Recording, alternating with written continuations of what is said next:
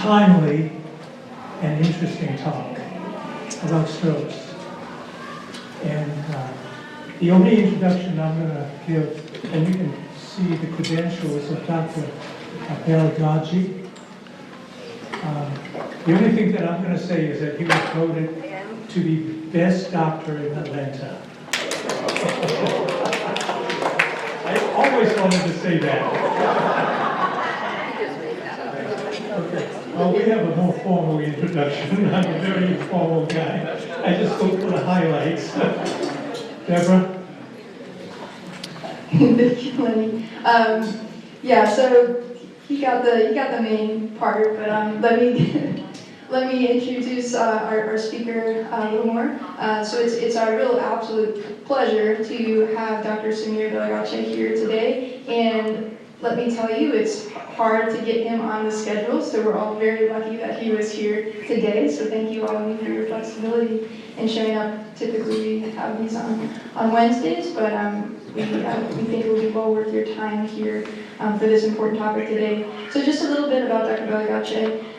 He got his bachelor's and MD at Indiana University before moving to the University of Cincinnati for a residency in neurology, where he was the chief resident, and then a fellowship in vascular neurology and neurorecovery. And then for the past 12 years, he's been here in Atlanta, moved down to Georgia, where he is the associate professor and eminent physician in neurology and rehabilitation medicine at Emory University, as well as the director of stroke rehabilitation for the Marcus Stroke and Neuroscience Center.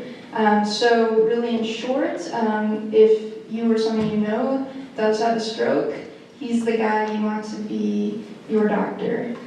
He's really interested and has a lot of expertise in post-stroke recovery and rehabilitation, which I think is a really under-researched and underrepresented topic, especially among neurologists. So really great to have Dr. Balagagi so dedicated to understanding what happens after stroke and how we can better treat people and help them live, help everyone live their best lives and following stroke. So he's been involved in multiple trials and for both interventions in the acute stroke period, as well as down the road for enhancing rehabilitation. And he's been both the local principal investigator on many national stroke rehabilitation trials, as well as co-investigator on other trials.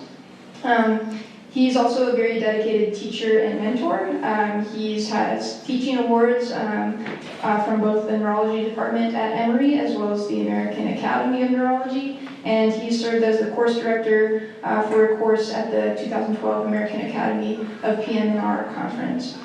So he's here to share his knowledge with us today about an extremely important topic, stroke prevention and treatment. I think we all, it's safe to say that we all know at least one person who's been affected by stroke, and so he's here to share his expertise with how to best think about our treatment and management after stroke, as well as an important topic about how to never have a stroke in the first place, so preventative strategies. So with that, I'll turn it over to Dr. Balagagi. Thank you so much.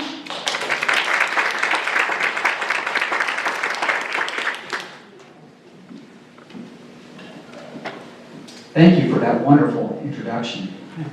Honor and pleasure to be with all of you here today. As you heard, my name is Samir Balagagi, and I am a neurologist out of Emory University in Atlanta, Georgia. I practice in all aspects of brain disorders and treatment of brain conditions, but really my majority of my practice is on stroke, and that's where I've really been trained on. So it's a pleasure to talk about this.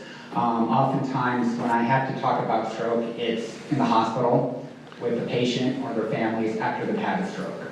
And that's not the best time usually to talk about it, because when somebody's having a stroke, maybe you know people who have had it, that's not really the best time. There's a lot of things going on. It's a sudden life-changing experience. So I prefer to do it in a setting like this, where we can talk about preventing strokes, and then people recognizing strokes so that they can say, I'm having a stroke, and get to the hospital quickly to get the timely treatments as opposed to after the fact. So thank you again for having me here. I will try to give you an overview of stroke, primarily from a prevention, diagnosis, treatment, and management. And by management, what we do if you were to come into the hospital, come into a healthcare system after having a stroke. There should be plenty of time for questions at the end of the talk, but if there's any questions in between, if things that what I'm saying are not clear, please feel free to stop me. I really want this to be for all of you, so please stop me at any point. I don't have any particular disclosures pertinent to this talk. So the first question is, we're talking about stroke, so what is a stroke? The definition of a stroke is that it's a sudden onset of focal neurological deficits that have been present for 24 hours at a time. And we're going to go into a little bit more detail about that, but that's kind of the general thing. We'll talk a little bit about conceptually what exactly that means.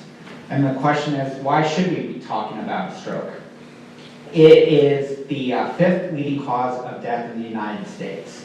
When I first was in training, so about 10, 15 years ago, stroke was the number 3 cause of death in the United States. But because of improved technology, improved recognition of diagnosis of stroke, we've now been able to drop that down to number 5. So we've still got ways to go because I still think 5 is too high, but it's good to see that the numbers are going down. It is, despite that we brought the numbers down, it's still a leading cause of severe adult disability, not only in the United States, but worldwide. So we've done a really good job of diagnosing strokes when people have had them, can acutely treat them if they come into the hospital within a timely fashion, but making a full recovery has been a little bit more challenging. And so that's still an area of ongoing research, trying to figure out how do we help people make a full recovery after stroke. And despite all these medical advances, stroke is still prevalent in the United States. Just out of curiosity, how many people know someone, either friend, family member, who had a stroke? If you look around the room, that's amazing. I say it's amazing, but it's not surprising based on what the statistics tell us. In the United States, every 45 seconds, someone across the country is having a stroke. Every 3 minutes, someone is dying from a stroke in the United States. So this is a prevalent problem, and it's also pertinent why I think it's important to give talks like this so that we can share this knowledge with people. So we talked a little bit about what a stroke is. It's a sudden onset of focal brain dysfunction, and therefore the oxygen to the part of the brain. So this is a problem. This disease, stroke, is a problem with the blood getting to the brain in a timely fashion. The brain and brain cells are very dependent on blood flow getting to the brain.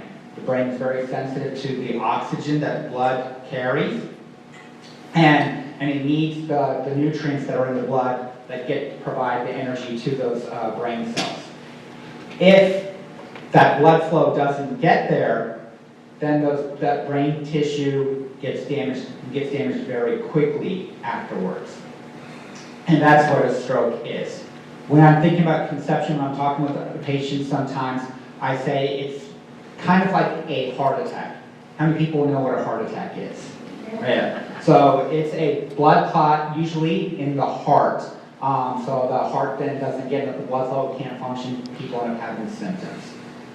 Brain, same thing. When there's a blood clot in the brain doesn't get enough blood flow there, it's having issues, and brain stops working. A particular area of the brain stops working, and people who end up having that end up having a stroke. We say stroke all the time, but there's a couple of other terms you may hear either in books, in the literature, or if you're talking with medical professionals. One of those terms is cerebrovascular accident, or CVA. So if somebody says, oh, you've had a CVA, or sometimes you'll hear medical jargon, people saying, oh, you're having a CVA. And that stands for cerebral vascular accident. Same thing as a stroke. It's a problem with the blood flow getting to the brain. When I was in training, my mentors did not like the word CVA. And the reason was because of that accident part. It implied that it just kind of happened out of the blue. It's not a big deal accident, just kind of, like a little fender bender, or you had a little accident, you bumped your elbow kind of thing, and people weren't taking it seriously. So he really didn't like that term, because as you're going to learn, is that strokes can be prevented. It's not just happens out of the blue, it happens for a reason, and it's much more serious. So he really discouraged us from using that term cerebral vascular accident and wanted us to use stroke.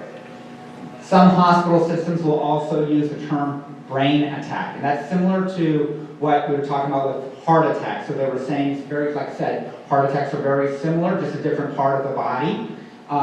But when we were creating healthcare systems to treat heart attacks, we had that heart attack, that sense of urgency, and so said, let's do the same thing with the brain. Let's call a stroke a brain attack, so people recognize that this is an emergency situation and they need to seek help right away and not wait on it. So you'll see in some systems that being used as well. But more commonly we use stroke. Another term that sometimes gets thrown around is the word TIA, or transient ischemic attack. This is very similar to a stroke in that it's a problem with the blood flow to the brain, but the symptoms last less than 24 hours and they completely resolve. So sometimes strokes will cause people to have trouble talking, or they may have trouble moving. With a TIA, they have those same symptoms, but they get better within 24 hours. So those symptoms resolve and they're able to talk or move better. And if that occurs, we call that a TIA. And usually people are back to normal at that point. For me, when I hear about a TIA, I see that as an opportunity to prevent a stroke. So if somebody comes in with a TIA or they're feeling better, I'm going to still do all the tests and treat them as if they were having a stroke, because I'm going to try to figure out why did they have this problem with the blood flow, so that we can prevent them from having a stroke. A TIA will serve as a warning sign that somebody's about to have a stroke, probably within a couple days to a couple weeks afterwards. So I see that as an opportunity to prevent a stroke. When we talk about strokes, there are two types of strokes that we have, two main kinds. One's called an ischemic stroke, the other one is called a hemorrhagic stroke. The ischemic stroke is the more common type, and this is caused by a lack of blood flow to the brain caused by a blockage in the blood vessel. So what I've got showing you here, so this is a cross-section of the brain. The area in red are the blood vessels, and the blood vessels go all around the brain, supplying oxygen and nutrients to various different parts of the brain. And then if we take a close-up look at these blood vessels, a little cross-section, that sometimes blockages can build up in the blood vessel. It's kind of like a clog in a drain. And you might have a little bit of a clog that kind of gets there, but the water and can get through there. But if that clog gets too big, all of a sudden it impedes the flow of water and stuff, and it causes the backflow. So the blood can't go past that blood clot, and that leads to that area of the brain not getting the blood flow and end up having a stroke.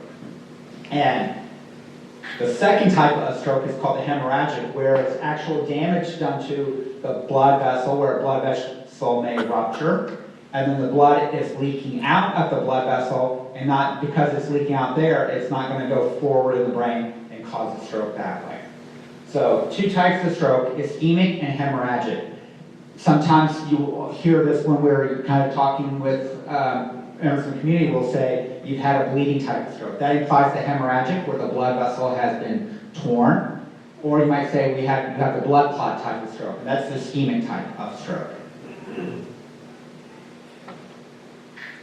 We're going to focus a little bit more on these two types of stroke, a little bit more. Ischemic strokes are the most common cause of stroke. About 80% of all strokes worldwide are caused by this ischemic stroke. This is, again, remember, these are the types that are caused by a blood clot. And that blood clot can come from a wide variety of different areas. So once somebody's had an ischemic stroke, and what I'm showing you here in this picture is a CAT scan where you're seeing this darker area. Do you see that? that's the area of the brain that's been had a stroke. It's been damaged by the lack of blood flow to that area, and there's swelling that's going on in that area, and that's what's leading to the stroke. And when somebody's had a type of the blood clot, we want to know where did that blood clot come from. And there are a couple of different causes for it.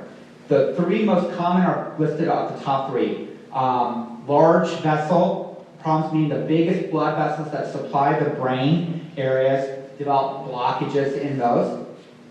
And this blockage can either cause a big stroke, or a piece of that blockage, because it's in a bigger blood vessel, can break off, travel further north into the brain, and cause more blood clots that way. The blood clots can also develop in the smaller blood vessels in the brain. We call that small vessel disease or small vessel cause of stroke.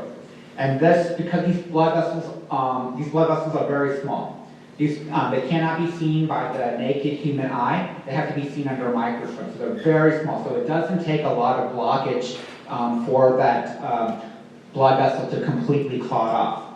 Unfortunately, these blood vessels tend to be in very important areas of the brain. They supply areas like the brainstem, areas that control movement, control sensation. And so when blood clots occur, even though it's a small area, they're very important areas of the brain, and people end up having symptoms as a result. In the first two, the large vessel disease and the small vessel problems, the blood clot forms in the blood vessel over time. So it's something that occurs like that for a wide variety of reasons. The other type is that the blood clot doesn't actually form in the blood vessels, but travels there. It comes from a different area. And we call that an embolic cause. So it's usually most common areas that it's coming from the heart. The heart is a pump, pumping blood all over the body. If there's any kind of abnormalities in the heart, usually things like heart disease or abnormal heart rhythms, blood can pool there, blood clots can form in the heart, but because the heart's a pump, it's squeezing, pieces of that blood clot can break out of the heart and again travel up into the brain and then get stuck in the blood vessels that way. So it's another common cause of a stroke, ischemic stroke. The last two are a little bit more less common, I would say. The other type is usually caused by inflammation of the blood vessels. Usually the blood vessels get so inflamed that that blood can't get through, they just thicken up.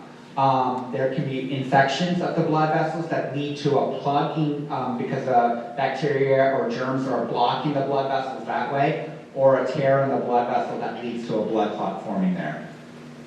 The last kind is called cryptogenic, which is just a fancy word for saying despite all the testing that we do, we don't find a clear cause for the stroke.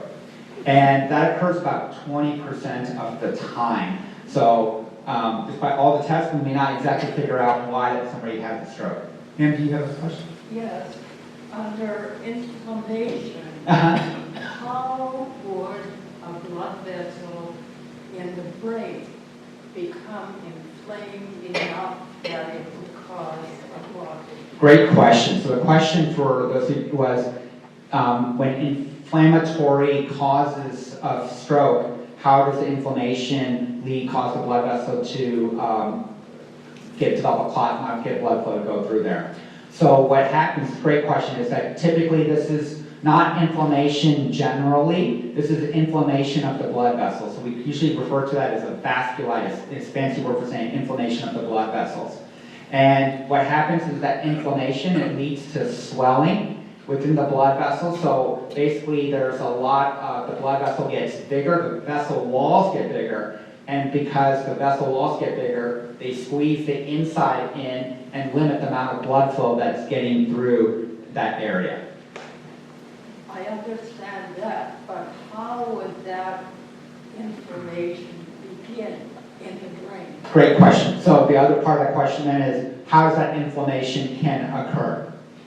So usually that can occur through sometimes an infection that leads the immune system to start attacking parts of the blood vessel. What happens in infections is that infection is trying to hide it from the immune system. So what it does is it tries to camouflage itself as part of the human body. And so it may take proteins and pretend to be part of the blood vessel. And so when the immune system tries to fight off the infection, it starts revving up and it can't tell the difference between what's a germ or an infection and what's normal blood vessel tissue. And so that can be one trigger. Sometimes there are certain allergic reactions that can cause, whether certain elements, certain chemicals can cause damage to the blood vessels. And then another common cause of damage or inflammation is radiation to blood vessels that can cause that. Sir? Those of us on blood thinners, do they help all of those categories, or is there one more likely than the other? Great question. So the question there was, do blood thinners help prevent all these types of causes, or do they do more than the others? In general, blood thinners will help all 5 of these causes that I've listed here. So they will significantly help you. But in certain situations, depending on the type of blood thinning medicine, certain ones may be more specific to doing a better job than other ones for individual conditions.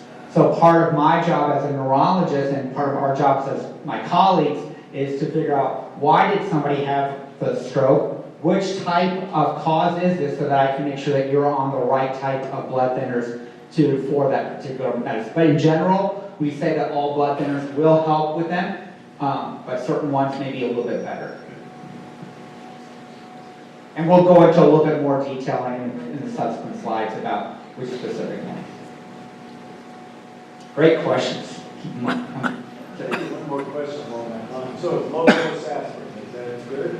Low-dose aspirin, is considered to be beneficial, so that would be part of that blood thinning medicine. It's going to be good for all 5 of these conditions that I listed, but in terms of, when I was answering the other gentleman's question, it'll be better for those first 2, the large vessel and small vessel, not as good for the involved. It's still good, don't get me wrong, but it's not as there's better blood thinners for that particular type of request.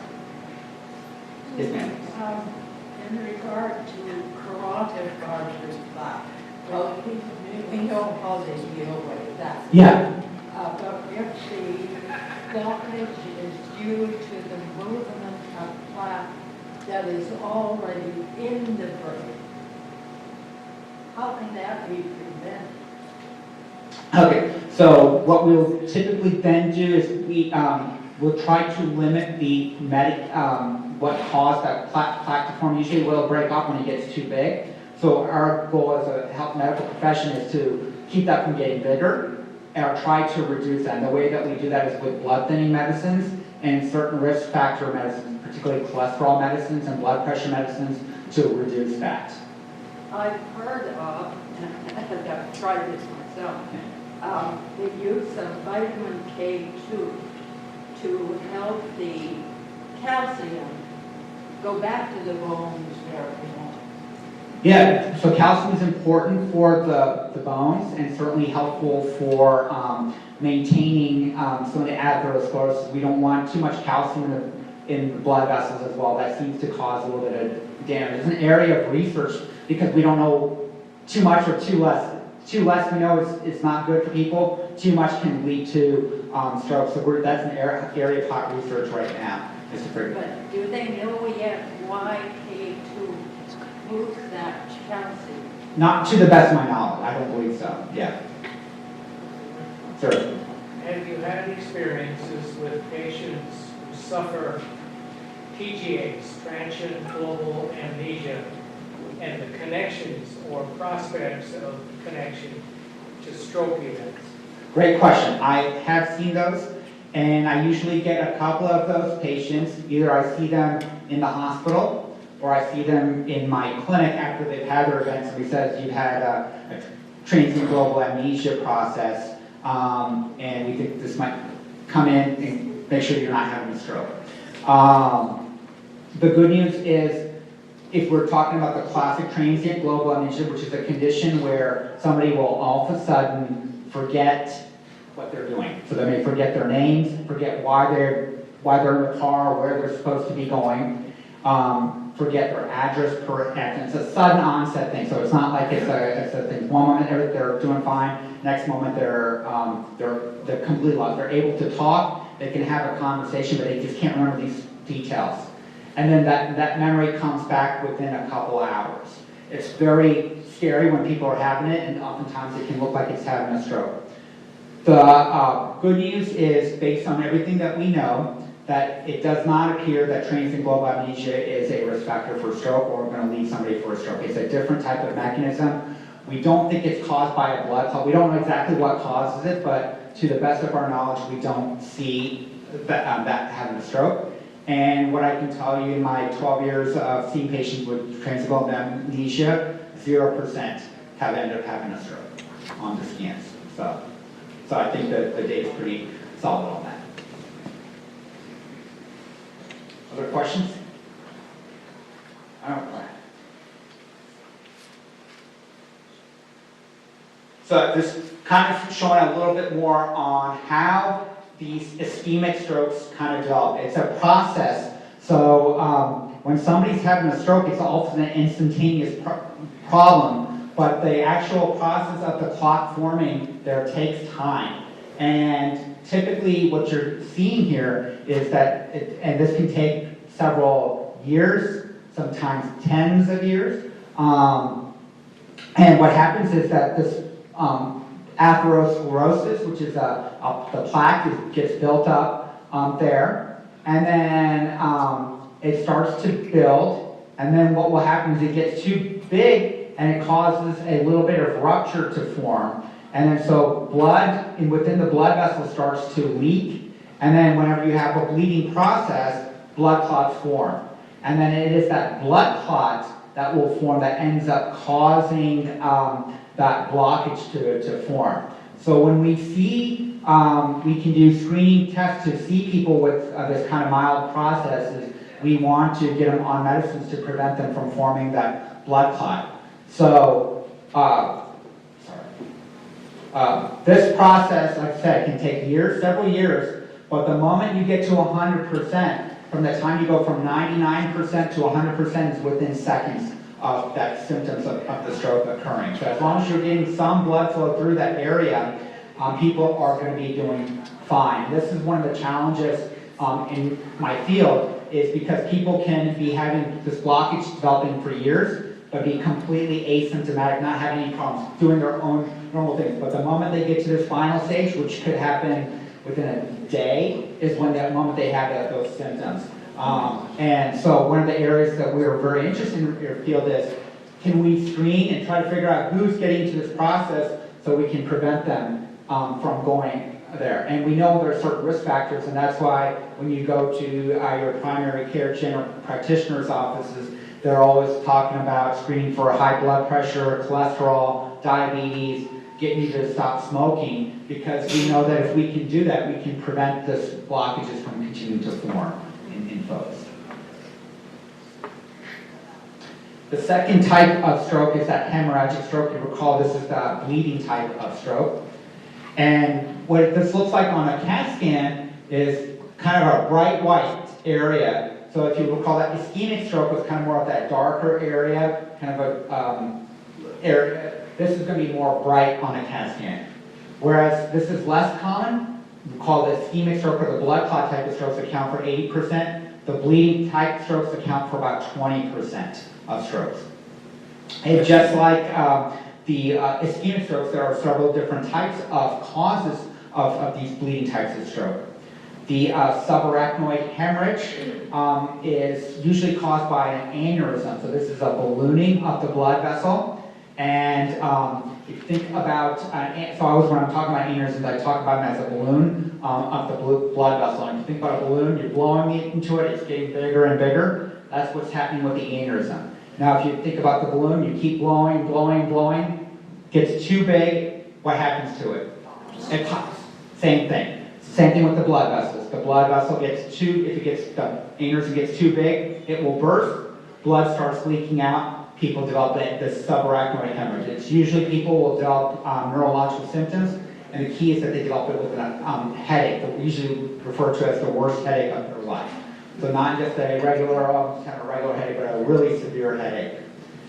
The second two tend to be more traumatic. So usually it's caused by some sort of head trauma, usually a head hitting, a car accident, falls. I know that you'll have a talk on falls prevention. This is one of the reasons in our field we think about, we try to avoid falls, especially people who might be on blood thinning medicines, because we don't want you to have the head hit, blood vessel gets ruptured, and you start bleeding out that way. And then the final kind is the intraparenchymal hemorrhage, or ICH. That's usually caused by high blood pressure, uncontrolled.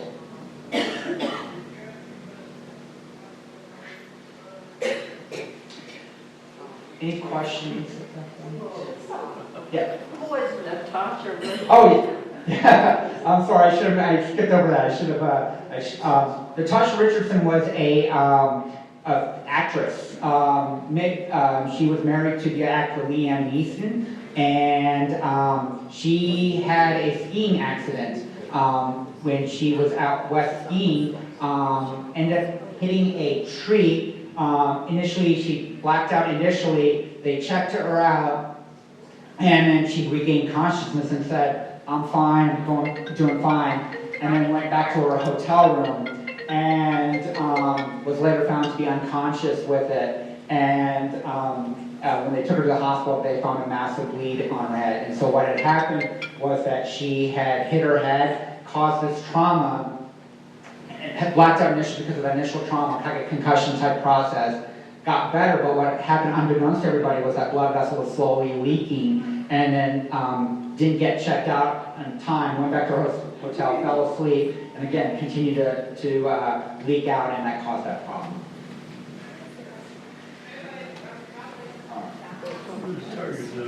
What I'm showing you here is an older data map, but it's still, I think, relevant. This is about who gets a stroke. This is looking at where do strokes occur in the United States across the country.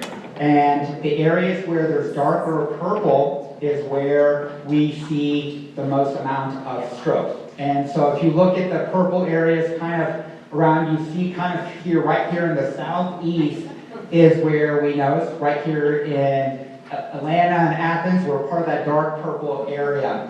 And so in the stroke research community, this area was known, always has been known for many years to have more strokes than the rest of the country. And it's been referred to as the stroke belt. So, kind of a play on the word on the Sun Belt area, but the idea was why does that occur here and not everywhere else? And there's a lot of theories as to that.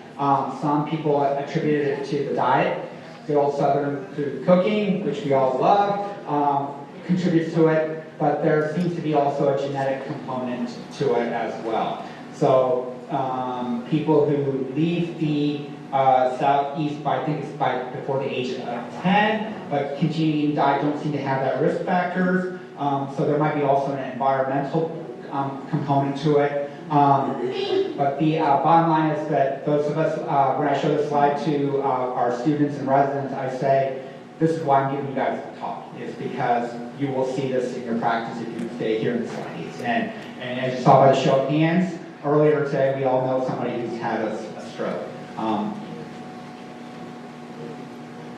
Who gets a stroke by age and gender? There's two things here that seem to kind of point out. One is that as people get older, there's an increased risk of stroke. Unfortunately, because of more of the childhood obesity epidemics and a lot of the diets that kids are eating these days, we're seeing a lot more strokes in people who are in their 20s, 30s than I did 10 years ago. But generally, this is a process that as people get older, they're at a higher risk of developing the stroke. And if you think back to the mechanisms of what causes the strokes, that seems to make sense, right? Because I talked about a blockage that builds up over time. So the longer you live, the longer that takes time, allows time for that blockage to develop. Other ways that blockages occur is that that comes from the heart. As we get older, people have more heart disease, so it leads to a clot forming in the heart which can travel up into the brain and cause a stroke that way. And then in terms of the hemorrhagic strokes, we talked about the aneurysm that gets bigger and bigger over time. The longer you live, the longer it gives time for that aneurysm to get bigger and bigger and potentially burst. As you get older, higher risk of falls, hitting your head, causing those other type of traumatic type of strokes.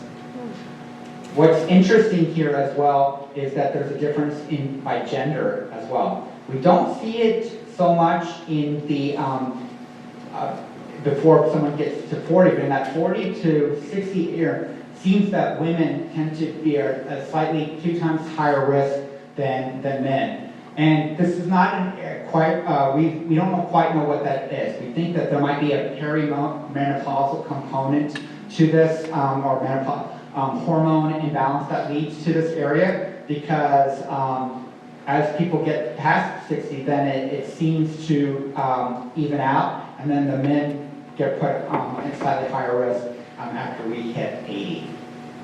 So I think the big take-home points from this particular slide is, as you get older, higher risk of stroke, so which is why I'm so honored and feel like privileged to be able to share this information with you. And there seems to be a little bit of a gender problem, but it's not per se that men are more high risk than women or vice versa. Sometimes there might be a little bit of an age component. And you had a question? I noticed that slide is from 99 to 2004, Yeah. and it does seem like our diets have changed drastically in the last 10 years. Would that be reflective to a different chart? It could be. We'll see that diets have gotten better, so that I think that brought the that risk down. But we still tend to see, in general, that the older we get, there's still that same kind of risk. Maybe a little bit higher in that younger group because of the childhood obesity that I was alluding to. So it might be, you won't see as big a steep climb as people get older, because we'll probably see a little bit more in this younger group. But then the age differences are still not quite, are not as quite understood. Yes, ma'am. Does income level come into play with this? Great question. But asking about income level, and then it could, people have looked at that. It does not seem to play a role in that. You would think, which is interesting, because you would think people with the income may be able to eat healthier, get to exercise more and stuff like that, but we haven't seen that really pan out in the data. So how does age play into the increased prevalence of strokes? I mean, age has to have something to do with it. Yeah. The aging body. Yeah.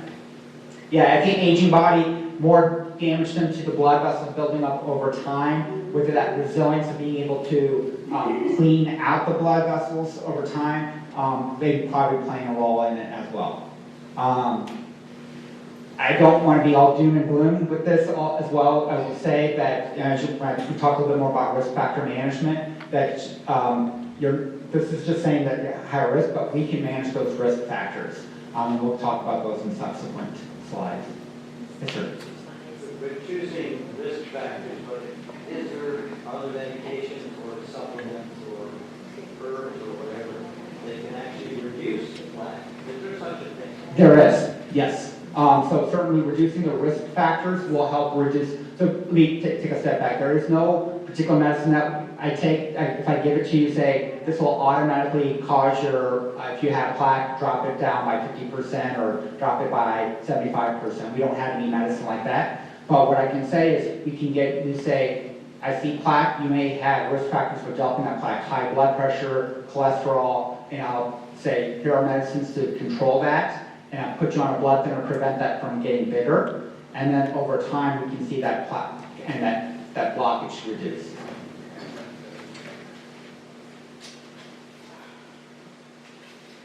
Great question. Okay. So now we talked a little about what is it, what is a stroke, who's getting it, where does it occur. Let's talk about actual clinical symptoms of stroke. And keep in mind, these are sudden onset symptoms. So the moment that blood vessel leaks or the moment that blood clot forms, the brain is not getting enough blood flow, it's not getting enough oxygen, and it's very sensitive. So the moment was within seconds to minutes after that initial incident occurs that people will develop an onset of these symptoms. So it's a sudden onset of weakness, aphasia, which is a medical term for saying loss of ability to speak or understand language, sudden onset visual loss, sudden onset numbness, sudden onset vertigo or dizziness, sudden onset double vision, imbalance, or incoordination. The issues here are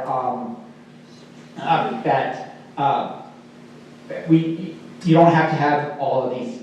So it's not like you have to have all of these to say you're having a stroke. It doesn't even mean that you have to have half of them. You could just have one of these symptoms and end up having a stroke. You could have a couple of them and end up having a stroke. Or you could have several of them and not have a stroke. And this is one of the challenges that we face as stroke neurologists or as medical community when somebody's coming in, where we can't just diagnose it based on the symptoms that you have. We say, based on the symptoms, I'm concerned that you're having a stroke, and so we need to do further tests, but I can't say with clear clarity that you're clearly having this. And when you think about some of these things, that you can automatically just sit in the room, we could come up with alternative causes that people could have problems with this. Visual loss, for instance. People can have problems with visual loss because of primary eye problems. You could have glaucoma, you could have a retinal detachment, you could have cataracts, and sometimes those also present with a sudden onset of problems. You could have sudden onset numbness from a pinched nerve in the neck. You can have double vision also from eye problems. Dizziness, imbalance, or incoordination from infections or dehydration. So these are one of the things that we challenge, but I like to kind of present these symptoms because I would rather be able to tell somebody, oh, thank you for coming in. Good news is you're not having a stroke, as opposed to saying, oh shoot, I wish you had come in several hours earlier or several days earlier because we could have had these symptoms of having a stroke. So one of the things that the American Heart Association likes to kind of talk about is this FAST acronym, and this is kind of the test that sometimes they'll use to say, do we send out an ambulance and do that need to call the stroke center? And the FAST stands for four things, or three symptoms. The first, the F, refers to the face. So does the face look even? So you can have somebody smile, or just kind of talk and see, is there an asymmetry to their face? So most people, as I'm talking, you can see that my face is moving equally, no drooping. But if somebody starts to droop on one side, especially if it's a sudden onset, that's concerning for potential stroke. Second, the A refers to the arm. Is there arm weakness? You can have them lift their arm up or try it. If they can't get it up, particularly if it's on one side of their body, that becomes a little bit more concerning for a stroke. Or they may be able to get it up, but they're not able to keep it up, so it slowly starts to come down. That's concerning for a stroke. The third component is S, or speech. And so does the speech sound slurred or sound different? Or are they having trouble getting words out or understanding what you are saying to them? And then the T stands for time, to remind us that it has to be sudden onset, any of these symptoms. So could it have all three, two of them, or just one of them? If it comes sudden onset, call 911 because of the timely treatments that we have for ischemic strokes. So we talked a little bit about TIA, so I'm going to skip this right now because the treatment is the same. So if you have any of these symptoms, you don't want to say, I've had a heat stroke. Heat stroke, which refers to kind of more of a dehydration kind of thing, is different than the type of stroke that we're talking about today, because heat stroke refers to temperature in a general body issue. The strokes that we're referring to problems in the brain. Don't say, oh, it's just a light stroke. You may just have a little bit of numbness or that. A light stroke is no different than a serious stroke in terms that it's caused damage to the brain. And a stroke, anytime somebody's had a stroke, they could have a risk factor for having another one. So just because somebody had a light stroke one time doesn't mean they're always going to have a light stroke. They may not make a full recovery. Don't blame it on others' things. Say, oh, I must have slept funny on my arm, that's why it's weak. Or, I didn't get enough sleep, I just need to get a little bit more rest. Let me see if I can sleep it off. Again, these are symptoms that are occurring suddenly. That's more concerning. Don't try to say, oh, I just slept on it wrong. Don't say, it's just my blood sugar. Say, it will get better. I must be dehydrated. You very well could be, but I don't want you trying to blame this on something else without getting the proper medical attention. You say, oh, I just feel bad. I don't need an ambulance. It's my blood pressure. I just need my aspirin. I just passed out. I'll be okay. And definitely don't say I just need a cigarette. Yeah, my colleagues and I put that all together. It's like, what do we want people to say? And that was, and these were all kind of things that people had said to us before. I thought that last one a little humorous as well. So I said, one of the challenges that we have is that when somebody comes in with these type of symptoms, it's not guaranteed that they are having a stroke. And so one of the things that we have to do is try to determine, is this a stroke or is this another condition, especially in the emergency room. And this is a study that was done looking at people who came in with stroke-like symptoms. And of the 411 patients that came into this emergency room, 78 of them, so about 20% of them, were found to have a condition other than stroke. They could have had a seizure with a post-ictal paralysis. Sometimes after a seizure, one part of the body, it will temporarily stop working. We call that post-ictal paralysis. They could have infection. They could have developed a brain tumor. They could have some sort of problem in their blood chemistries or a toxin in their blood. Either things like high sugars or low sugars can do it. Low sodium can manage it as well. Or they can have another condition. Migraines, subdural hemorrhages, the transient global amnesia, the TGAs, the surgery that you were talking about can mimic these strokes. Multiple sclerosis, benign positional vertigo, which is an inner ear problem, or a psychiatric condition. So part of what we do is when we see these patients in the emergency room, we want to say, are they having a stroke or are they having something different? And if they have something different, we'll treat them differently. Part of what we do with these, when somebody's having a stroke-like symptoms, is trying to figure out where in the brain is this going. And when somebody's having a heart attack, the symptoms are pretty much the same. It doesn't matter where exactly in the heart they're having the blockage. They're going to develop chest pain. People are going to develop shortness of breath. And they're going to have, they may develop sweating. And it doesn't matter where in the heart that occurs, that blood clot. So that makes it pretty simple when people are having, we can tell people if they're having chest pain, you're having shortness of breath, you may be high probability of having a heart attack, call the hospital, and things like that. As you saw from my other slide, 20% of people who come in with stroke-like symptoms may have another condition. And part of the way that we do it, what makes it challenging is that different parts of the brain, depending where the stroke is, present in different ways. And that's why there's not one set of symptoms that causes that's generally for just stroke itself. And part of that is because the brain does different parts of the brain do different functions. So the back part of the brain is responsible for vision. So the eyes send signals to the back part of the brain. That's where the shapes, the colors are put together to put us, the brain takes us information and combines it with saying, okay, I recognize this face, I recognize this object. That's the back part of the brain. A problem in the back part of the brain is going to lead to problems with vision. So people are going to come in with vision troubles. People with problems in this area of the brain, called the temporal lobe, that's where hearing is processed. So the ears send signals just like the eyes send signals to this part of the brain, the sounds, the frequency, the volume to put the words together to make sense and also to give it meaning. So if I'm talking very slowly, people recognize that temporal corn that says, okay, Samir is very calm right now, or if I talk really fast, I'm going to say, okay, he must be really nervous or agitated. So he's that's what that temporal area of the area does. So a stroke in this area is going to cause hearing troubles. Problems.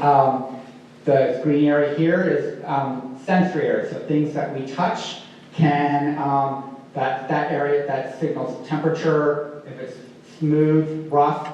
All that stuff gets processed in this area. So patients who have strokes in this area will develop numbness. Patients in the orange area, this is the motor areas of the brain.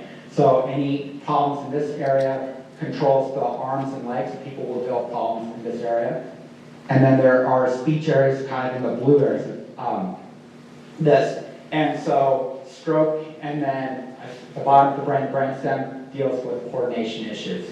So depending on where exactly the blood clot is or how big the area of stroke is, people can develop multiple symptoms or just one symptom. And that's part of our jobs as neurologists is, depending on the symptoms, trying to figure out, okay, where am I thinking this clot is so that when I start doing the scans, I'll look at, figure out what exactly is going on.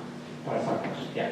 What is that nice little rosy red area right in the center? Right here? Yeah. Yeah, that is going to be part of, that is an area of the brain that is responsible for playing language comprehension areas as well. So it will take the, it's actually a multiple coordination. So it takes the visual input, takes the auditory input, and makes inferences about what, to be able for fully comprehension. So I don't see the pawns there. pons is going to be lower down. So we're right. If you look right here, this area right here, right behind it, you can have this area right here is the pons area. That's part of the brainstem, which is the lower part of the brain. And that's mobility? Mobility, vision problems, because the connections to the eye movements will cause so people can develop double vision. Connections to the mouth muscles will also occur in that area, so people will develop slurred speech, and people can also develop numbness in those areas as well. I hear discussion about as we age, our brain shrinks, pulls away from the skull. Yeah.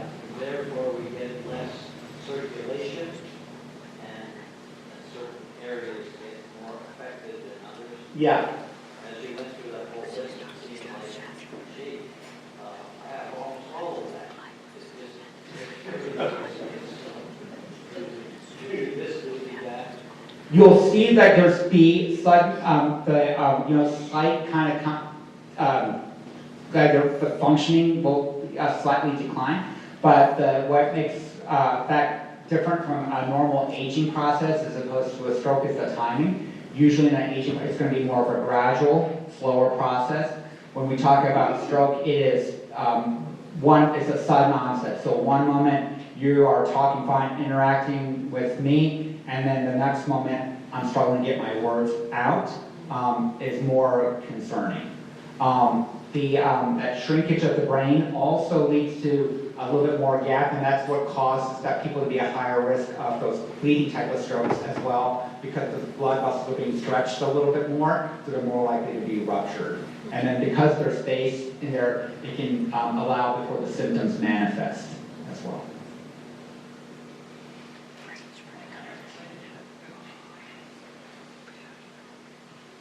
So one of the things I want to take away from this is that when we recognize somebody's had a stroke, that the care for them is a spectrum. So kind of three phases of how I think about it and how I teach our students about this. It's kind of in the acute phase, a prevention phase, and rehabilitation phase. And they're kind of self-explanatory for a certain part. In the acute phase of a stroke, we want to diagnose and then try to minimize and reverse the damage that's done to patients. In the prevention phase, which is kind of usually after the acute phase, is we want to know what caused the type of the stroke, as we were talking about, and making sure that we can put people on appropriate medications or treatments to prevent this from happening again. And then in the rehabilitation phase, thinking about what can we do to improve their recovery and make sure that they get back to normal baseline functioning. So the treatment for an acute ischemic, so this is for ischemic strokes only, so this is the type of blood clot vessels. We were talking about, I was kind of using an analogy of when somebody, if you have an ischemic stroke, it's like a clogged drain, right? So if you've got a clog in the drain, the water can't get through, it starts to build up, can't get through. So if you have a clogged drain, what do? You try to unclog the drain. Same thing that we do with the brain. If they have a blood clot, you want to get rid of the blood clot. So there are a couple ways that we can do that. The most important way is a medication called TPA, which stands for tissue plasminogen activator. The chemical term for it is alteplase.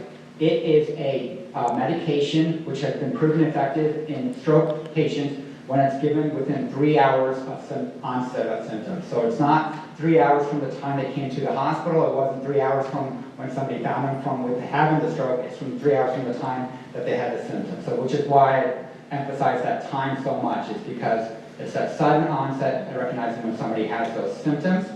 In select patients, we can extend it to 4.5-hour window. And then even more patients, we can extend that to 24 hours. So this is a medication that's given through the IV, and what it does is it dissolves the blood clot. And then once you dissolve the blood is able to go back and restore. And we do that before any permanent damage is done to the brain. Then we can restore function or minimize the damage.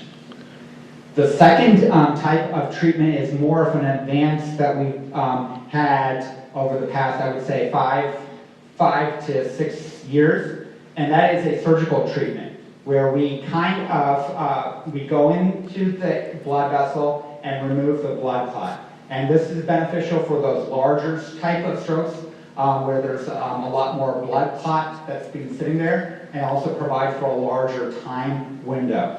I'm going to show you some pictures. Well, before I do that, yeah. The medication is TPA. When we think somebody's having a stroke, we want to make sure that they qualify for this treatment. And there's a wide variety of criteria. I'm just giving you the basics here. This is a blood thinning medicine. It's a blood dissolving medicine. So any medicines that people take will have side effects. Because this is a blood dissolving medicine, it dissolves blood clots. The major risk factor here is that people are at high risk of bleeding. So we don't give this medicine to people who are at a high risk of bleeding where the risks outweigh the benefits of this medicine. So we want to make sure that they have a diagnosis of ischemic stroke. We don't want our patients to have recent trauma, any kind of trauma where they might be bleeding internally, recent surgery because they could be still bleeding or more likely to bleed, or actively bleeding at this time. If their symptoms are rapidly improving, we're not going to give them TPA because we think this might be a TIA. If they have a seizure at onset, that was one of the stroke mimics we typically don't give. We look at blood pressure. We want to keep their blood pressure lower before we give this medicine because we found that blood pressure is above this number of 185/110 leads to a higher risk of bleeding within the brain. And then the time window, and then making sure the glucose, blood sugars are normal, and then the platelets, which is the clotting is within normal. If there's lower platelets, it means a higher risk of bleeding in the brain. So we talked a little bit about the interventional treatments. So this is very similar to the cardiac world. So somebody comes into the hospital with heart attack, they will likely go to get surgery for this, and what that surgery involves is going through the blood vessel in the groin, going up into the heart, and then removing the blood clot either with local medications or putting a stent in that blood vessel to open it up. My colleagues who do this procedure, rather than stopping at the heart, will go further up into the brain, find where that blood clot is, and do the similar thing that we do for the heart. Either remove the blood clot with some of our tools, either provide local medications to reduce that, or put a stent into that area. And just to kind of show you how this works, this is actually from one of our patients that we took care of. This is, what I'm showing you here is a blood vessel that's going into the brain. And where the arrow is here, it stops. This was a patient who was at an outside hospital who ended up getting that TPA medicine, that blood thinning medicine, to try to open up the blood vessel. And then we brought him into our hospital, and we found that he unfortunately had not, that blood clot was still present. So then my partners ended up taking for the surgery, went up in there to remove the blood clot, and then this was him after the procedure. So showing that there was the blood vessel had stopped, where the blood clot was, and the blood flow is now restored. So this patient would have had a large stroke if we had not done the procedure, and you are seeing that the blood clot is removing. So blood flow is able to get back into that area.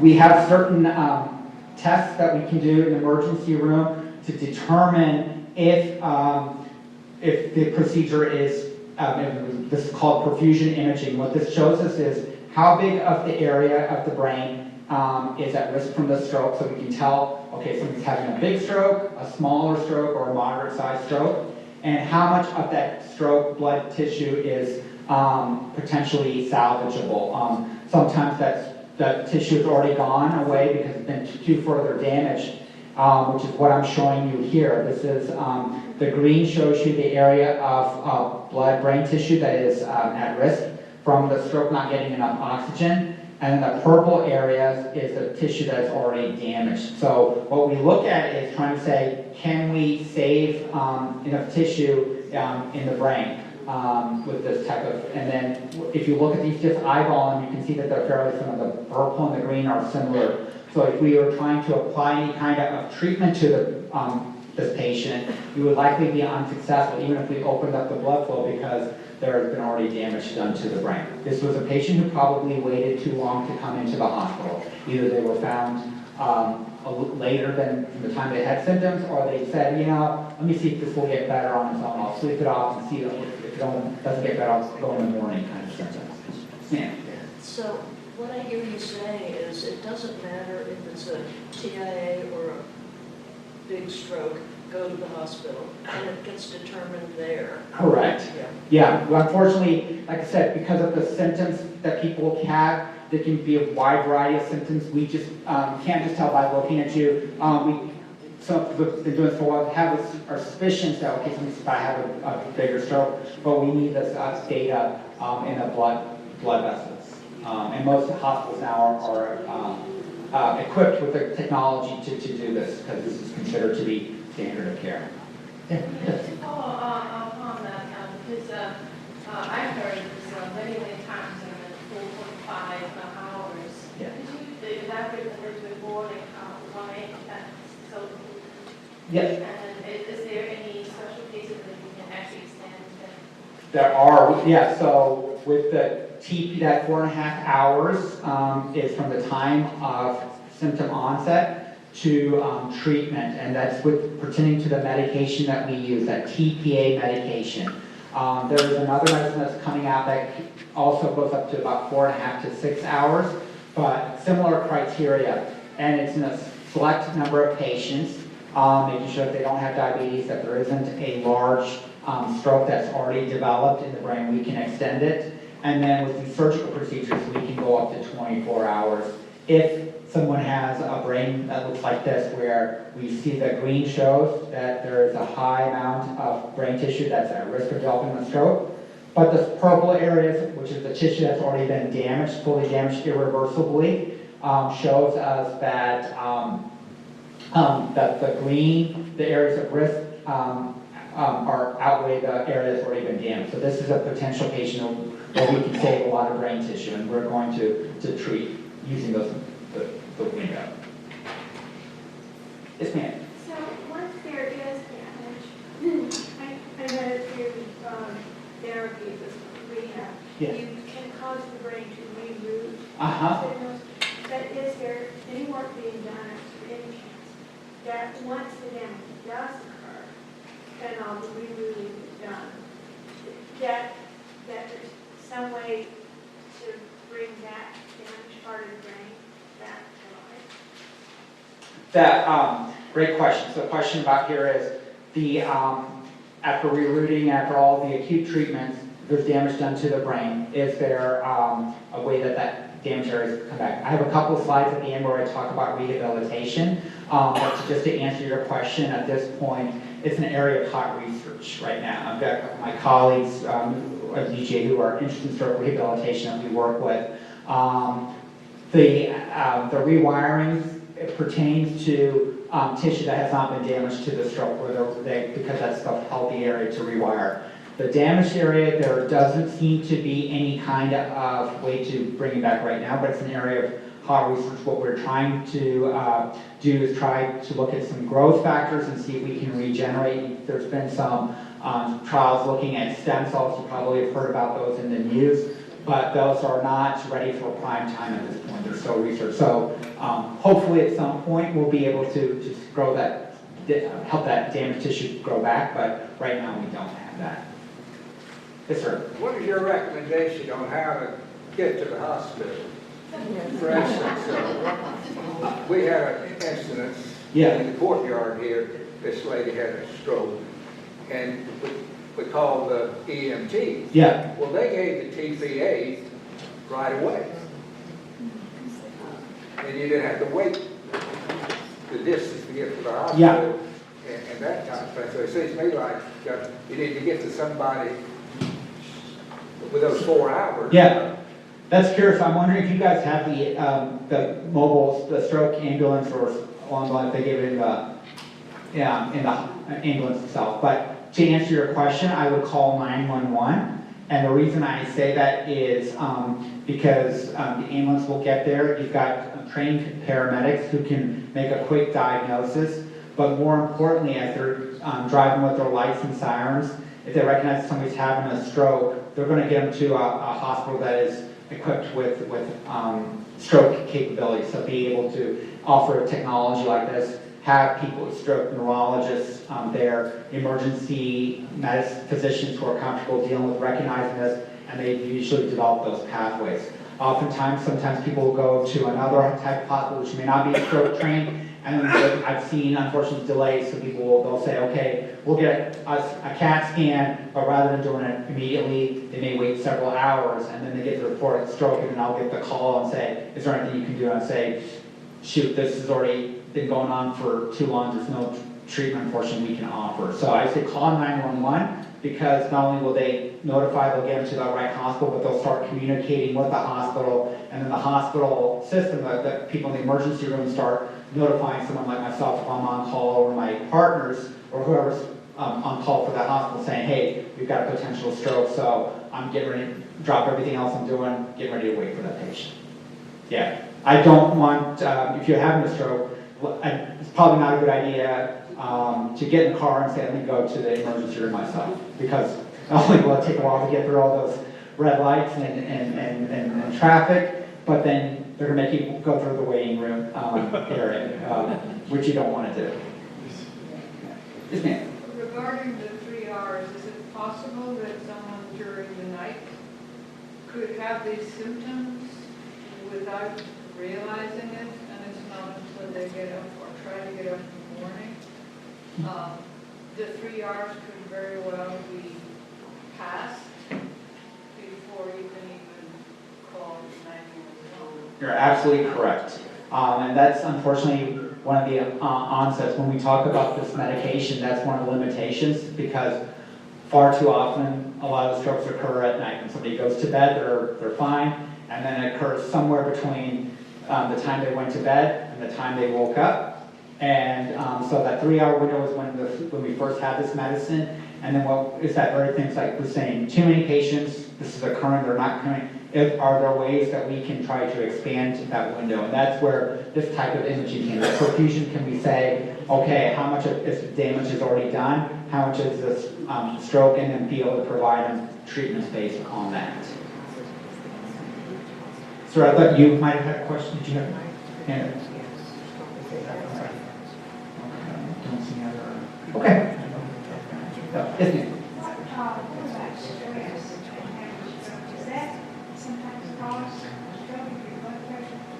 Yeah. Yeah, it's a great question. We'll talk a little bit about risk factors in a little bit, but to answer your question, I often hear that a lot of times. People say, "Oh, I've had a stroke." At the time, I was under a lot of stress, and they'll ask me, just like you did, say, "Was my stress the cause of the stroke?" I don't like to blame strokes on stress in of itself. But stress does definitely play a role in causing strokes. And the way that strokes does us, just by what you said, can raise blood pressure. People don't eat right, they may not exercise at the time that they're having the stress, depending on how severe it is and how long it's been going on. And that contributes indirectly to it. But just because you're in a stress illness doesn't mean that you're going to have a stroke during that time period. A question related to 911 and Greenville Hospital. The hospitals that we have in the Athens area, which ones are equipped to do the best job? So the ones in Athens here, I believe you've got St. Mary's, right? And Piedmont, that's right, Piedmont. And that's the Atrium. What was that? No, yeah, Piedmont. Yeah, so either one of those will are good. They're both stroke capable centers. We work with both of those hospitals, so oftentimes they will have, they will recognize they're able to give this medication TPA. They do a lot of this imaging as well, and then if they need, the patient needs surgery or high level of care, they usually will call one of us either at Emory or at Grade and say, "Hey, got this patient," and we'll fly it over. But important is to get to those levels. So I think both of those hospitals are good in this area. Yeah, it's always nice to, I shouldn't be saying this because it's recorded, but I'll say it's always nice to have two hospital systems that are good in stroke. And the reason I say that is because then they start to compete with each other, and neither one wants to say, Piedmont won't want St. Mary's to get the title of being the stroke hospital, and vice versa, St. Mary's doesn't want Piedmont. So they're both going to raise the bar to provide excellent stroke care, and that's what I see in the system. Yes? What part does genetics play in strokes? It plays a role. There are certain people, because of their genetics, where the blockage, the plaque, tends to develop more in the blood vessels in the brain. There are certain people, because of their genetics, where blockages may develop in their blood vessels in the heart, so they're more likely to develop heart attacks. There are certain people where the genetics causes the blockage to develop more in the brain, so they're more at high risk of developing strokes. Stroke genetics also can lead to higher risk of developing high blood pressure, and the cholesterol problems can lead to, and that can also lead to stroke. And then there's also certain genetics that play a role in the vessel walls being damaged and how quickly they can repair themselves. So I would say of all the risk factors, it's about 10 to 15%. So just because you may have genes that put you at risk of developing a stroke doesn't mean if you do all the other things right that we can prevent you from actually having another stroke or not having a stroke, period. A lot of talk about diet. We have another part of the U.S.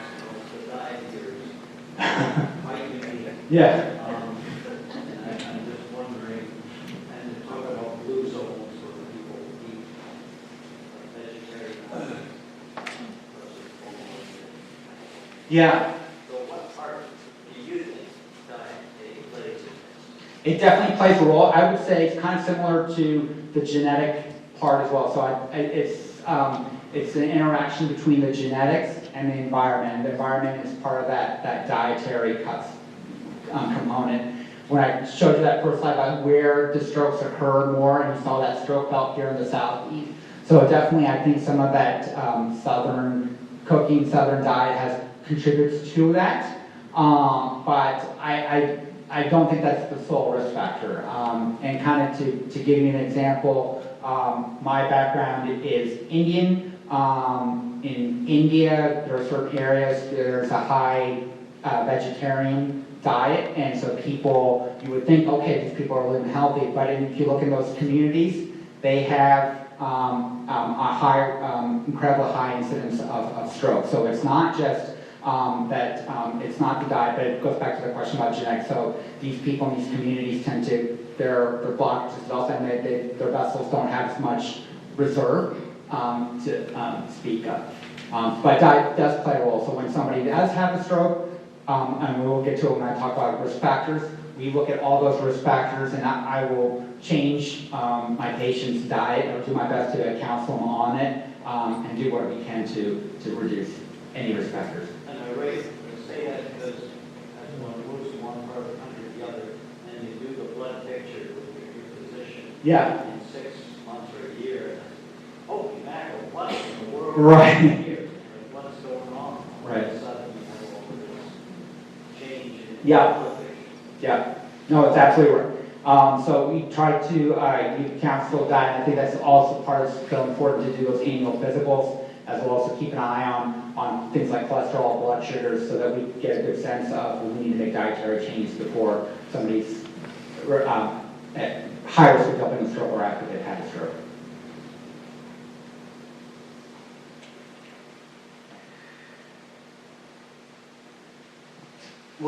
This is just kind of showing you the different kind of approach that we do to stroke. When somebody comes in with acute stroke symptoms and we do a brain scan, we look at their timing, and then we will give them TPA, a combination of general therapy, that's kind of a PT kind of medicine, or provide them endovascular. They can, sometimes if they don't qualify for TPA, they may still be a candidate for the endovascular, that surgical treatment. Even if they get TPA, then we want to see if they get better. If they don't get better, we may consider them as a candidate for the surgical treatment. If they're not, they get admitted for therapy. Sometimes patients don't qualify for either one, and they end up just getting the general treatment. So the other part, after somebody's had a stroke, as I said, first thing we try to do is try to remove the blood clot, and then they get admitted into the hospital. And then what our job is trying to minimize the amount of damage that's done to the brain. We want to preserve as much of that brain tissue as possible. So in that first 24 hours, what we're going to do is we're going to control the blood pressure. And this is one that sometimes medical students have, is that we allow the blood pressure to stay high. And this kind of seems counterintuitive because we know that high blood pressure is a risk factor for developing a stroke. But when somebody's had a stroke, we allow the blood pressure to run high for 24 to 48 hours afterwards. And people sometimes will say, why are you doing this? Are you putting them at an increased risk of stroke? And the problem is that once somebody's had a blood clot to that area of the brain, the blood flow has to take detours to get around to that area to try to, so it takes a little bit longer, and it takes more pressure to force the blood either through a small little opening that might occur, or to take a detour into the brain. So we allow our blood pressures to run a little bit higher in our patients. We maintain the head of bed flat. So if you're in the hospital, that first 24 hours, usually we don't say, okay, you've had a stroke, start doing your therapy right away. We want you to lay flat because we want to take advantage of gravity and pull as much blood into the brain as much as possible, and then to protect that area. Temperature, we treat fevers aggressively. Stroke time period is risk of developing infections. The fevers are set, the thermostat for the body is set in the brain. Higher fevers causes the brain to work faster, and the damaged areas, or the area that's not getting enough oxygen, has to work harder with fewer oxygen, so it leads to more damage. So if somebody has a fever, we try to treat it aggressively. We give them Tylenol to reduce the fever, try to figure out where that infection is coming from, and treat it aggressively. The other thing we do is control glucose, or blood sugar. The reason we do this is glucose. The analogy I think about is brain cells are like kids in a candy store. They see the glucose and they just gobble up. They want to eat it, eat it, eat it. They don't know how to say no. And the problem is that for the energy cycles to work, brain cells need oxygen and sugars to work. If they don't have enough oxygen, they still gobble up that sugar because they don't know how to say no, but they don't get enough oxygen, so it creates damage more to those blood cells. So we don't want to give them too much sugar, but we don't want to give too less sugar as well. Too less sugar then causes more damage. Too high sugars cause. So we try to keep them within that normal balance. And so we will check sugars pretty continuously, even if somebody doesn't have problems with their sugars, because we know sometimes the sugars will run up high in that acute stress reaction. We don't want it to go too high. Sir, yeah. Out of curiosity, given the comment on fever, has there ever been the opposite direction, a little cryo cold treatment to slow everything down? It's a great question. So they have looked at looking at cryo or slowing stuff down. There's been some cooling experiments.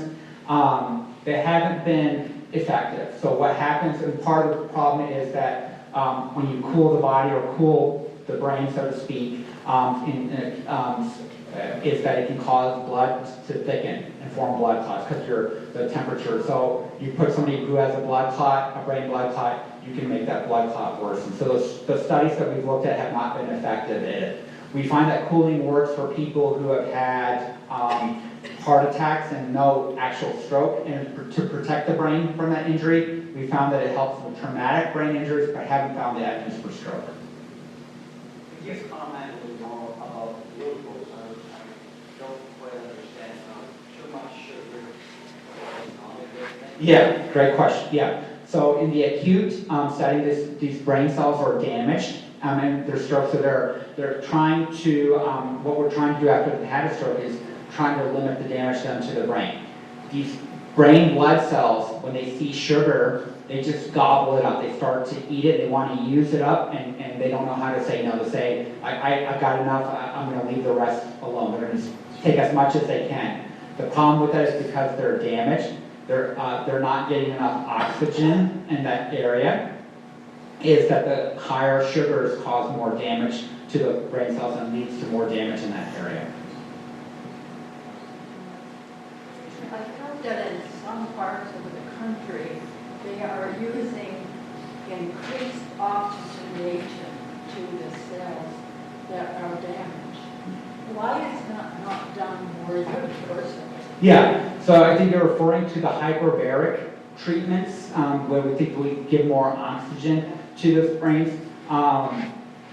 When I was in training, we started trying to do those. Those studies were actually stopped because we ended up causing more harm to the patient. So it's counterintuitive, but what we found is that to deliver more oxygen, we were creating more pressure, and it actually led to more blood clots, blood thickening, similar to the lowering the blood pressure, and we ended up causing more harm. So that's why we don't recommend doing the hyperoxygenation. We will get people, if they're having low oxygen levels, to a normal level, but we don't give them more than they need.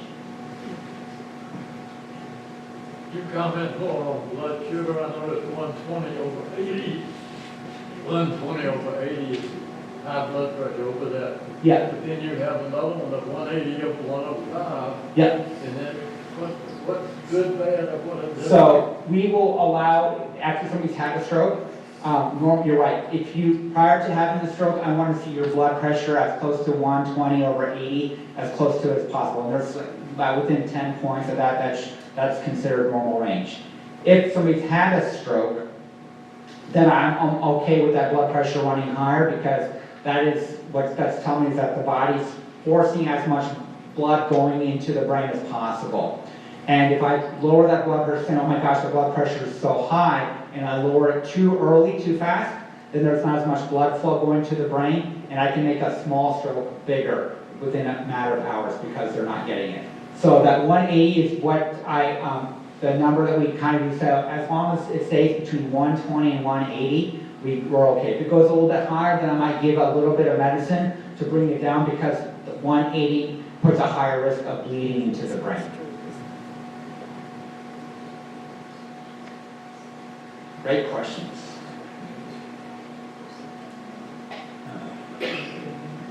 So, other things that occur when I'm talking with folks like you all, obviously stroke is a problem with the brain. When I'm talking with our students and our trainees and residents and they're working with me, they often like to focus on the brain because they're on a neurology rotation, they're on brain, say, okay, stroke is a brain problem. And one of the things we have to kind of educate them about is that when somebody's had a stroke, we have to take care of the entire body because strokes cause problems with the entire body. When I began to talk, I said that when I started training, stroke was the number 3 cause of death, and now we've got it to number 5. The reason we went from 3 to 5 is, number 1 was because of the advances in acute treatments where we're able to open up blood clots. But the second part of that is that we did a better job of treating those complications that can occur. And these are some of the common complications that we will either try to treat or prevent in the first place. Common thing being aspiration. So if somebody's had a stroke, it affects the muscles in the arms and legs they can, so they become paralyzed in their arm or leg. The muscles in the throat, the swallowing can also be affected. So you try to eat early after a stroke. Food can go down the long pipe. People can choke, which happens less frequently because we can tell them and treat that really quickly. But the problem is that sometimes food will go into the lung pipe, not cause people to choke, but it goes into the lungs, and people develop really bad infections, really bad pneumonias. And those pneumonias become very difficult to treat, which leads to those fevers that we were talking about causing more damage to the brain.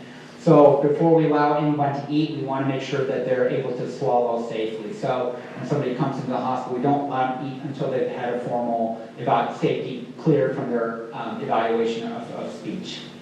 People can also develop blood clots elsewhere in their body. We talk about stroke, 80% of strokes are caused by blood clots up in the brain. But people once, we said that we're having people lay down for the first 24 hours. They may be weak, so they're not able to get up and move as they normally did. When people are laying flat, they can form blood clots. And they usually form blood clots in the legs. We call that a deep venous thrombosis or DVT. Problem with these in of itself are not problems, but the blood clots can then break off, travel up into the lungs, cause a problem called a pulmonary embolism or PE. And that accounts for about 10% of deaths after stroke. We've done a much better job of treating these because we can prevent these. We put boots on our patients to keep the blood moving, squeeze the blood so it's not staying stagnant. We can provide them blood thinning medicines to prevent the blood clots from forming. And then more importantly, which is a big passion of mine, is getting our patients up and moving up as quickly out of bed as possible. So the faster we get them up and moving, we can prevent that. We can prevent urinary tract infections. So people who are immobilized, sometimes we'll put a catheter in them. They will have a higher risk of developing bladder infections.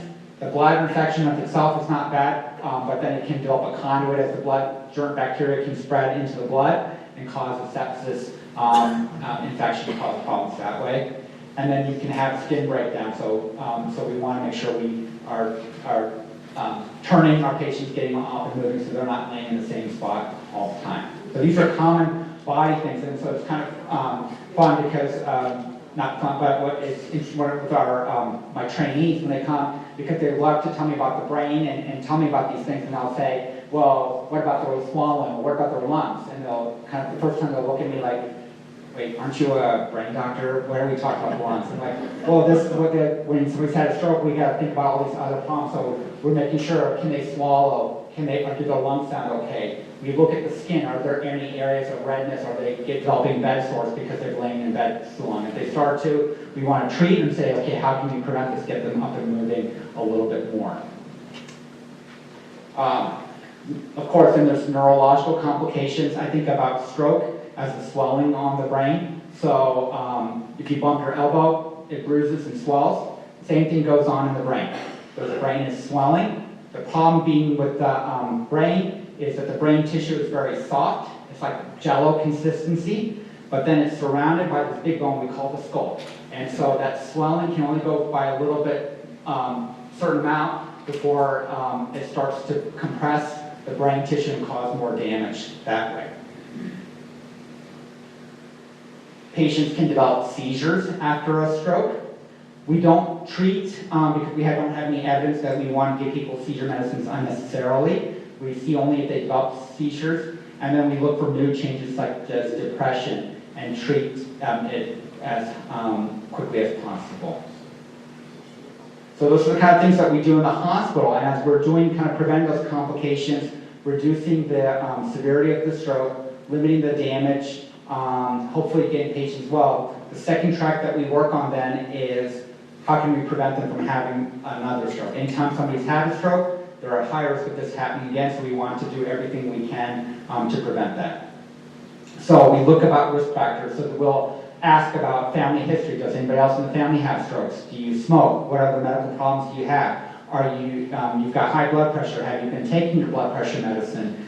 Do you have heart problems? You do have heart problems? Well, have you been taking your heart medicines? Have you had somebody look at your heart? And then we try to figure out what caused the stroke. So we'll do additional testing. We'll do a test called an echocardiogram or echo, which is an ultrasound of the heart to look at the structure to see if there's any blood clots. We will take pictures of the blood vessels to look for any of the blockages in the blood vessels. And then, I think, follow up on the question that was asked earlier, usually we'll give people some sort of a blood thinning medicine, antiplatelet medicine, usually a high blood pressure medicine. Majority of our patients tend to have high blood pressure, and they might get a cholesterol medicine as well. These are some of the risk factors. These are just a small selection, but you can see that how much each of these contribute to stroke. And what we do is we want to treat these individually and try to reduce someone's risk of stroke. And this goes back to those risk factors that we were talking about. So I try to come up with as many of these lists as somebody has stroke and try to treat them as much as possible. There are things we call the non-modifiable risks. So we can't control someone's age, can't control the race, gender, or family history. That's the genetic part. So those are the things that people will naturally have a risk for developing strokes. But and there's not much as I, as a physician or a member of the healthcare team, can do about that. But I want you to look at all the treatable risk factors that people can have after a stroke. So even if you are elderly or if you have a family history that has the genetics are more likely to have stroke, there are so many things that we can do to prevent people from having a stroke. So we can treat high blood pressure, give people medicine. We can control people's diabetes. If someone comes in with a TIA, which is a reversible, figure out what caused it so we can prevent it. We can treat cardiac disease. Atrial fibrillation is a type of heart rhythm which can be surgically treated, or we can put people on blood thinning medicine. We can treat high cholesterol. Hypercoagulable states are genetic conditions or acquired conditions where the blood thickens. We can put people on blood thinning medicine, either lifelong or temporary, to get them through that.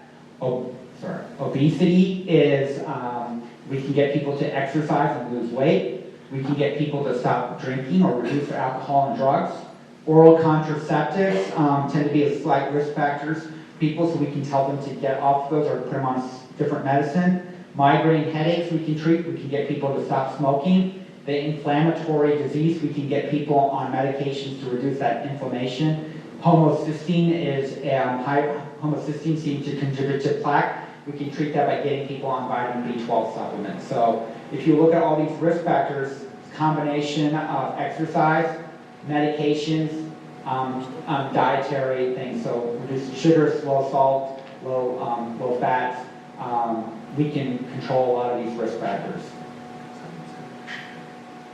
If somebody has a heart issue that's causing, we put them on anticoagulation, things like medicines you may have heard of, or warfarin, heparin. There are newer medicines which we call NOACs, common things that you may have heard about in the news or even at the primary doctor's medicines like Eliquis, Xarelto, or these newer medicines. Warfarin is an older medicine that works really well for these type of strokes. The problem with that is that people have to get regular checks because it's kind of like too high, thins out the blood. If it's too low, and the blood is too thick. So we have to adjust it, and one dose doesn't fit everybody. So, and it can be affected by food and other medications. So people have to constantly be checked on it. And so that's one of the limitations.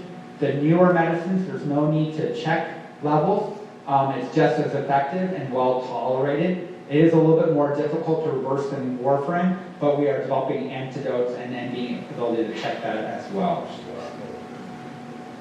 large vessel problems, particularly with the carotid artery.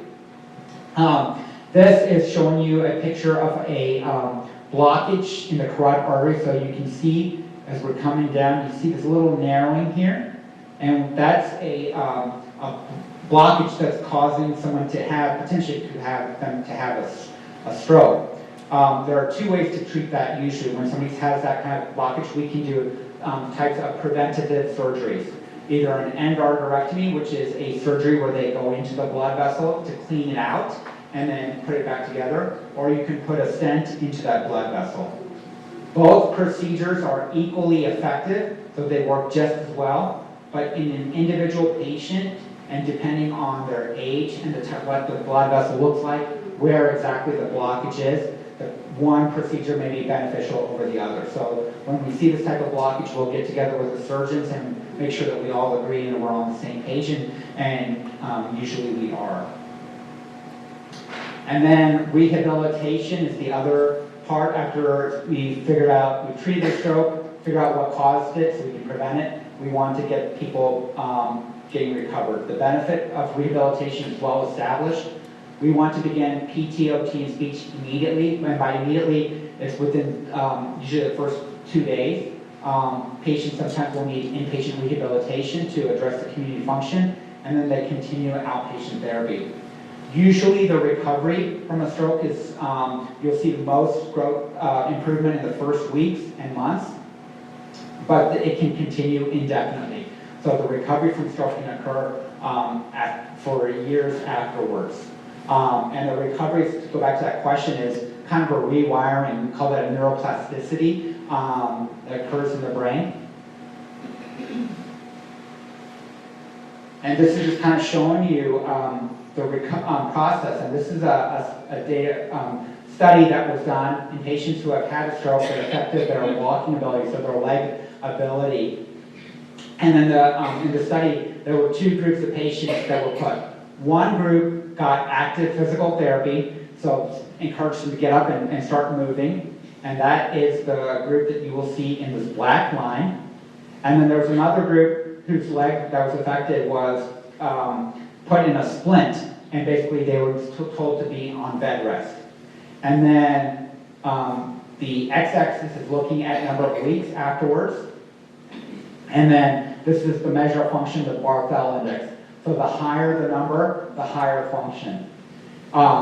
The interesting part of, so there's a couple of takeaways. This is why this is one of my favorite slides to put in my talks, is that irrespective of which group you see that both groups continue to get better over time. Do you see that? And that tells me that there's inherent problems, inherent recovery mechanisms that go on in the brain. Reduced swelling after the stroke, that rewiring process that's going on amongst the healthy brain tissue, maybe some new networks developing, some growth factors that the body produces to help with that growth. So even the group that didn't get therapy actually showed improvement.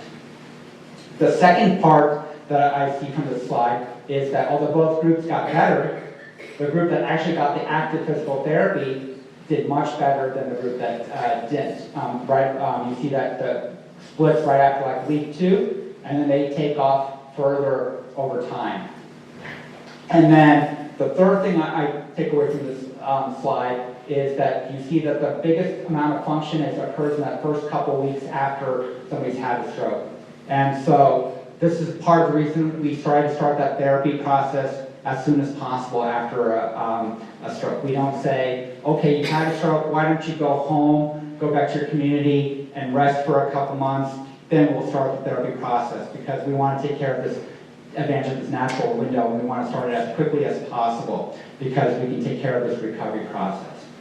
And then the fourth thing that you see is, although as the recovery process is increased, over time you start to see a little bit of a plateau in the recovery, so it starts to phase out. And when I was in medical school, this was the time that patients, we were taught that, okay, once you hit that plateau, the recovery is probably not going to, there's no further recovery. And this has kind of been spread out in the rehab literature in the stroke community. Oh, you got about 6 months to a year after a stroke, and once you hit that plateau, then there's no further recovery. We now know that's not true. What we lack is that the medical technology and knowledge and the capacity of how do we help the brain rewire after a stroke. And so this is an area of ongoing research and activities, like what are the technology devices that we can, and treatments that we can do to help improve stroke recovery.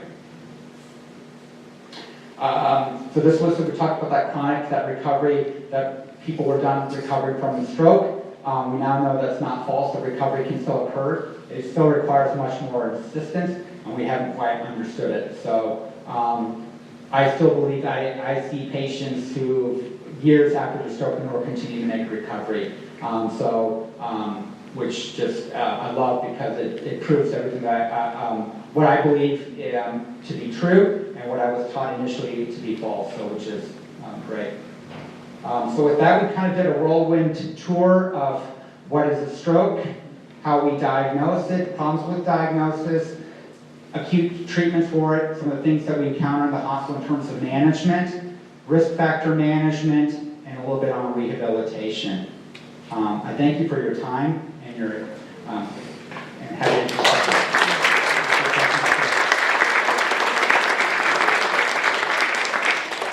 Have longitudinal studies been done that were longer than the graph that we saw? In other words, have you followed anybody like 3 years or 4 years? Yeah, so what I was showing was kind of a natural plane right there. And if we just looked at natural recovery,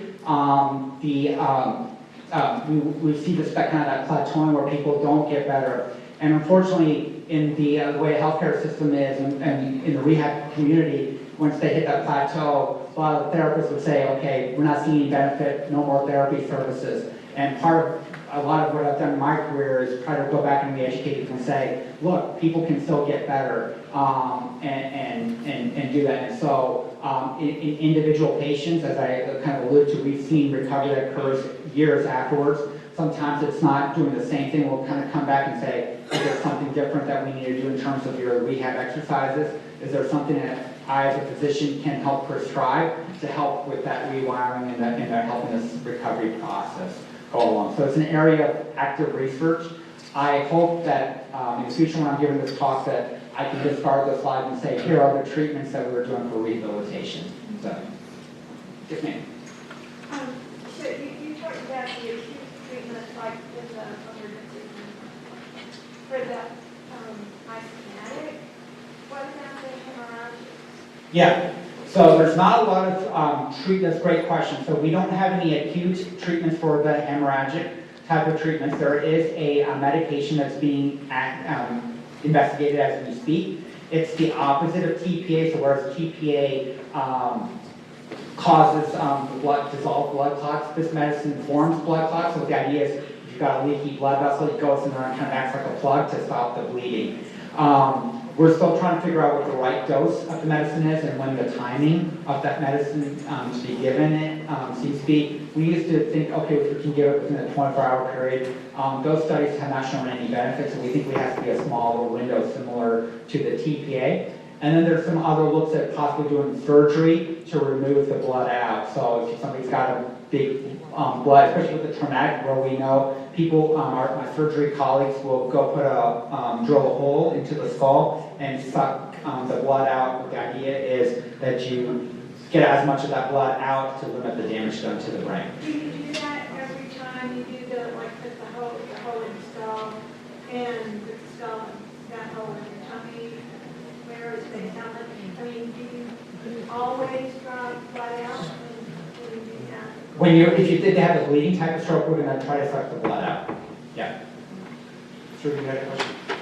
I apologize if this is presumptuous, but I'm wondering if any conversations about the possibility of research cohorts coming out of our population here for particular studies, let's say studies that begin with healthy and non-stroke predicted individuals, along with the progression of our aging and everything else that we do, diet, and everything, exercise, whatever. Yeah. So just wondering if there might be some. So there is active peak research that's going on in this area. partnered with some of my colleagues at UGA looking at primarily for stroke rehabilitation, so after somebody's had a stroke.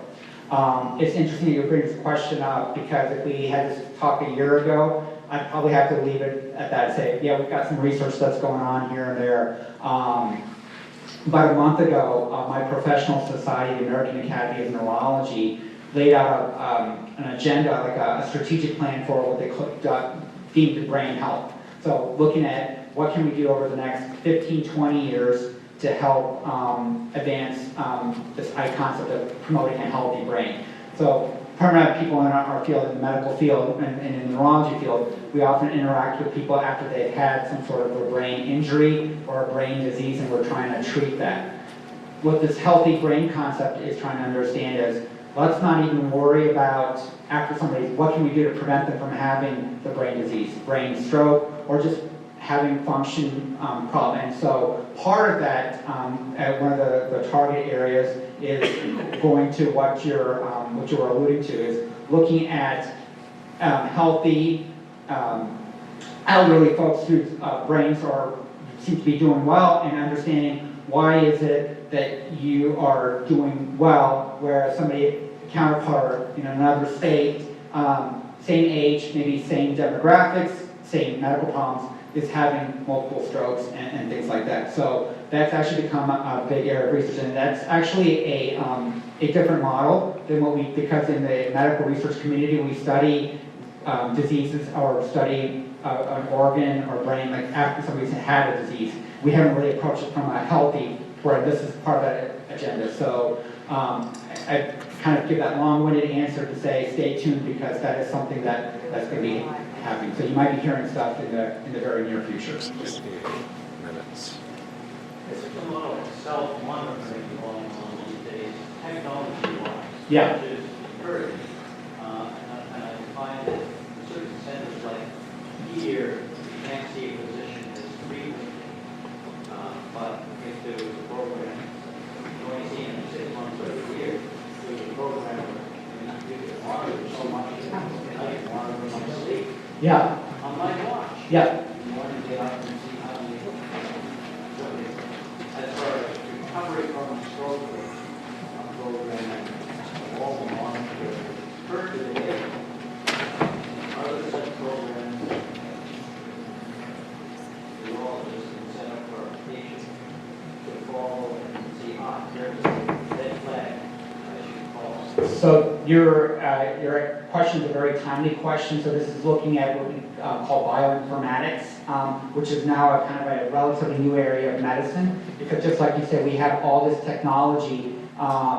Even myself, I go to my primary care physician once a year, get my labs, to check some blood work, listen to my heart and lungs, and says, okay, you're fine. Or my case got a history of diabetes in the family, so he's checking my sugars a little bit more closely. My vitamin D was a little low last year during the COVID pandemic, with giving out supplements, so now he's checking that as well, saying my vitamin D back up. But that's like I said, once a year type thing. That remaining 364 days, he has no idea what I'm doing and stuff like that. And we know a lot of this could be active as well. And so can we use wearable, these our cell phones, we've got these smart watches now that can provide that data and send it back to you could have a clearinghouse company, or even back to the physicians themselves, and they can monitor, okay, you're getting adequate sleep, or you're not doing as much, taking as many steps as you need to, so I'll send you a reminder, hey, make sure you're getting this X amount of sleep, or you're doing X amount of steps. So that is stuff that's being piloted now. I think it's going to be coming very soon In retirement, we all get together and talk about how you approach it. Yeah, right, yeah, right. No, it's a very important thing, and part of that, I think there was a question earlier about can we remove the plaque? So in one of the studies that we did, there was it was looking at medical treatment versus putting in a stent. And the medical community said, oh, we've got to put stents into these people who have these before they even had a stroke to prevent it. Well, when we did the study, we found out that that study, because it was a stent, any kind of procedure you do on the brain, there's going to be some risks. The risks from that procedure outweighed the medical performance. So people who were on the medical ended up actually lowering the amount of blockage they had. And then we looked at that group and said, okay, what was it that they did? Because they did a bunch of things. They were on blood thinning medicine, they were on blood pressure medicines, they were on cholesterol medicines, they were given, told to exercise and stop smoking. If they couldn't smoke, so there's a lot of comprehensive things that were done. And then we looked at that medical arm and said, what can we do? Of all those things, which one was the most important? And it turned out the single biggest improvement in that group, the thing that caused the amount of blockage to go down significantly was exercise. So of all the medicines, so just doing exercise is much better than any of the medicines, which, so it's all the more reason that we should do more, get people more active. Bypass the dessert, which I was guilty of. That's what I was just going to say. You talked a lot about rehabilitation. Yeah. But nothing about prevention. So what is the one factor? Re-exercise? I would say of all the things that you could do, so everybody's got a little bit of, different profile, depending on your genetics or your other medical problems. Everybody's maybe has a little bit different. But if you were saying of all the things that you could probably do, I would say exercise. Staying active seems to be the overall, probably the best thing that you can do for yourself. And I say that because we know exercise helps lower blood pressure, helps control cholesterol. Exercise is also good for the heart. As we get older, the heart's a higher cause of causing strokes. I told you about that data where they show that it reduces the cholesterol issues. Exercise also seems to stimulate these growth factors in the brain that help the brain cells develop. So it might be a natural stem cell treatment for the brain itself. So of all the things, I would say exercise. Now in the pharmacy, in the drugstore, you walk by, you can see Neurotropics, yeah. everybody, and I don't know what's in all this stuff. That's it, exercise. I don't know either. So.